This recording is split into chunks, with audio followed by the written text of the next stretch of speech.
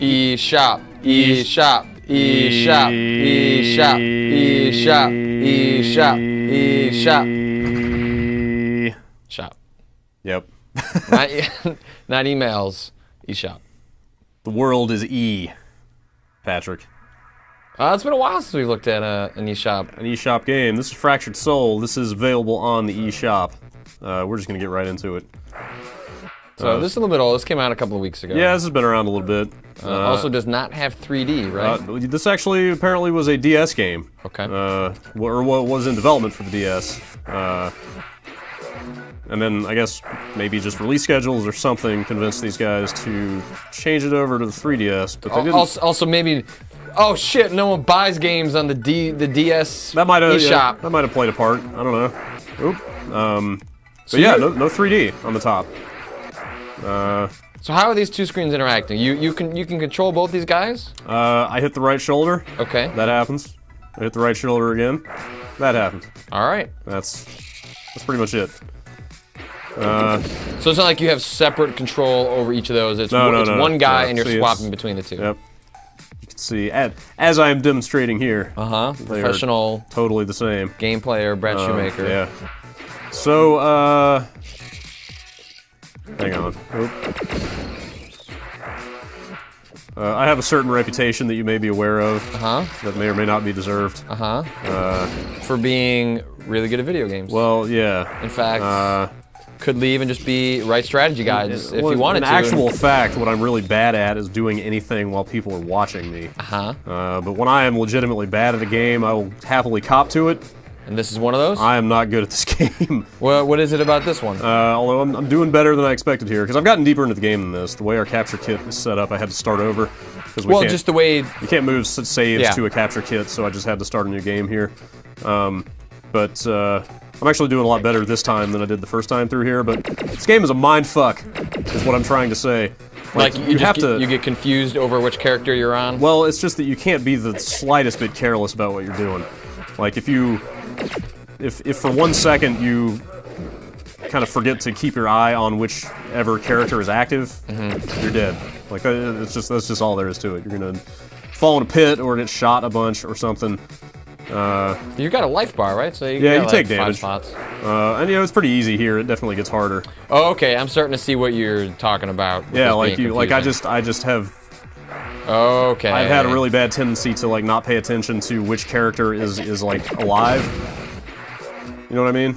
So if the character is inactive, he cannot get hurt. Yeah, yeah. You're invincible. You can go through everything. Like, okay. But knowing myself as I do, I've been pretty careless about not switching back and forth as rapidly as I should. I think that's forgivable. This game, I can easily see how it would become pretty confusing. You can kind of train yourself. Really, the key is just to, every time you hit the right shoulder, just force yourself to move your eyes to the other screen. You do that, it's not that bad. In fact, I should have just kept my mouth shut because I'm doing way better here. Also played everything I've played of this game on the bus. Right. And I've decided recently that playing handheld games on the bus is just a bad idea in general. Tough. Yeah. A lot of distractions on the bus. What is that thing? Is that health? Well, it's not the distraction so much as the bumpiness. Maybe I'm riding shitty buses, but you ride the 38? That 38 in the morning is not friendly. Not friendly to doing well. The dirty 8. Yeah. As they call it. Sometimes I take one of the express buses if I get up early enough. 38X isn't that bad. Well, yeah, it's one of the expresses is actually. Like normal human beings take the express bus. Yeah. Like people that need to go to work. Yep. Degenerates ride the normal 38. Never. The 38 I was on this morning broke down twice on the way to work. Sure. So. What are the secrets? Like maybe those items? If I knew, they wouldn't be secrets. Well, you got one of them. Yeah, I'm not entirely sure. So this is the early game. You played a little further on your own 3DS. Do the mechanics change? They start adding too much? stuff. Okay. I don't know what we're gonna. Is it just more to keep track of? So the world I just got to. Oh, that guy's still alive. Ah. What's up, buddy?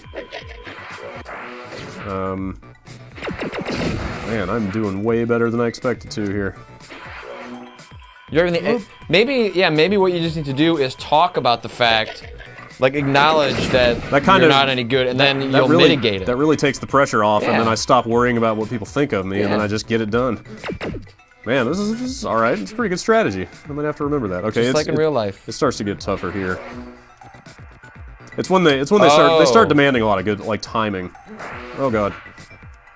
Whoop. Go. Okay. This is pretty neat. Yeah, I mean, whoop. Yeah, I mean it's a really demanding. Well, Jesus. Okay, so that's what I'm talking about. Okay. I was watching the bottom screen and not even thinking about having to change, and then you just run off a ledge. You can't be the slightest bit careless playing this. Is all I'm trying to say. Go. I mean, god damn it.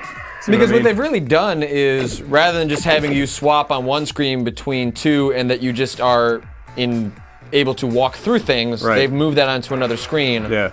So, which is what creates the complexity. Right. Like, there's like the confusion, I guess. It's like it's a weird. Let me get through this and then I'll say it.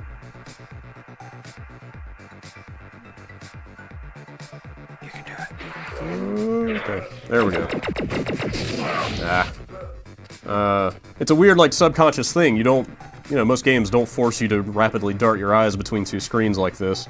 Or there is completely different, like there's a map on the other screen or inventory. Like we kind of become accustomed to that being the use of the second screen. Like you really have to force yourself to keep track of what's going on both screens at all times. Where these are like very similar, like the same game is playing out. Yeah. Same visuals, that was the brilliance of a game like Henry Hatsworth, where two different games were playing out on the two screens. Right. So there's no way to confuse the two. You got a platformer on the top and a puzzle game on the bottom. Right. These are just like, there's slight visual variants that determine why you should switch between the two. Yeah. Like I'm even finding it confusing. I'm just watching one and being like, how are you getting around? Right. It's a neat gameplay idea. Yeah, it is. I think it's wrapped in perhaps not the most visually pleasing aesthetic. Yeah, I mean you can definitely see its legacy from the previous DS. Even beyond that, it's just sort of generic sci-fi. Yeah. Well, looking at the credits, it was a pretty small team that obviously had like one kernel of a good idea. And it is a good idea. Sort of went from there. Oh. And at least this is a case of them trying to do something novel with the two screens as opposed to most developers just settling for, let's throw a map on there. Put a map on there, which sounded amazing when the machine was announced, and then it just turns out you don't use it that often. Yeah, pretty much. So we probably won't get there, but you were asking about other mechanics. Basically in the second world, like the second kind of set of levels, and in that one, the top screen, you're underwater. So you basically can jump way higher and then kind of very slowly descend. Well, that's pretty cool. But it's the second you change to the bottom where you're not underwater, you get back to the standard kind of jump speed and stuff like that. So you use the top screen to like make bigger leaps basically to get over bigger gaps and stuff like that. It kind of reminds me of the if you played Rochard, the low gravity mode in that game. Mm-hmm. Where you would, you could pretty much same thing. You would get a bigger jump and stuff when you held down the low grav button. So you're like kind of changing jump speed mid-jump and stuff like that. Rochard, one of the many games that got totally boned by the PlayStation Network apocalypse. Yeah, that game was really cool. 2011. They're working on a sequel. They put up like that's awesome. A pitch video, but then they canceled it. Oh, wait. Because they can't get funding for it. Oh, that sucks. I really liked that game. Yeah, I've been meaning to go back to that. It's on Steam and stuff now. I played the Steam version. It's wait a minute. Oh, yeah, these guys are weird. You gotta kill them on both sides.